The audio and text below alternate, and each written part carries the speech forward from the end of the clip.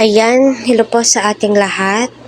So may issue daw po patungkol dito. So ano ba naman yung issue is alam naman po natin si Arjen ay beneficiary ni EDS.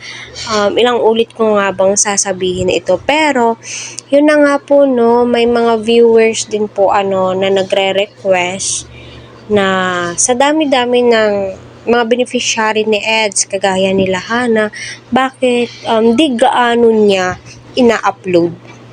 So bakit nga ba? So si Edu lamang po yung makakasagot dyan.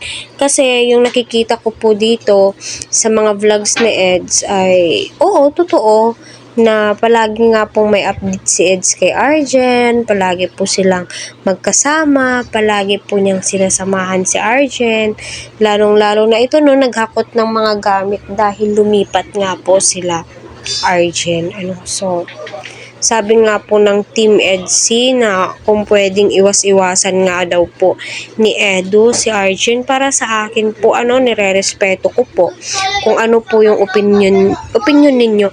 Pero, beneficiary po kasi yan sa mga video po o sa views po kinukuha ni Edu yung pinagtutulong niya sa kanyang mga beneficiary. Kung hindi po i-vlog ni Edu si Arjen, so saan siya kukuha ng pangtustos kila Arjen, 'di ba? So paano yung mga sponsor ni Arjen na naghihingi ng update? So, opinion ko lamang po yun. Nire-respeto ko kung ano po yung opinion po ninyo. So, nagkaka-issue kasi nga daw po, mulang update kay Beyonce, at saka, pangit daw po tignan na naka-love team itong si Edu kay Beyonce at may kasamang babae si EDS. So, sila lamang po yung makakasagot dyan. Pero yung sagot ko po dito, kasi nga po, beneficiary po ni Edu si Arjen. Kailangan niyang i-vlog for update sa mga sponsor.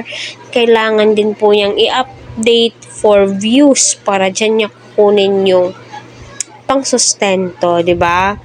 Opinion ko po yun, di po ako against sa mga comments po ninyo.